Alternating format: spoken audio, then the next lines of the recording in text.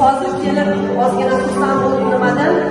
İnson qadri bo'lmayotgan bir jamiyatda yashayotganmiz. Prezidentimizni oqilona bir siyosatlarni natijasida ko'ryapman. Har bitta inson nazardan chetda emas, har bitta inson qadri buyuk. Mana bu klubda Nuronilar klubini xizmatlari ko'rsatilgan ekan. Mana videorolikda hozir lavhada ko'rdik. Har bitta insonga beriladigan ko'mak turlari, pulliklar sanab o'tildi, pulsiz xizmatlar sanab o'tildi. Har bitta demak mahsulotlarimiz bor, beriladigan yordamlar aytilib o'tdi.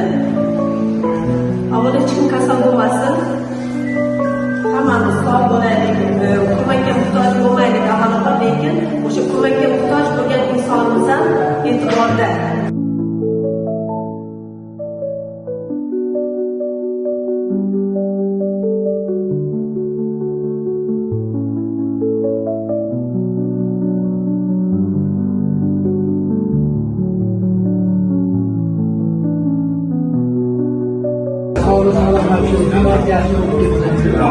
Hamma qo'ldan kelganicha yordam beraveramiz.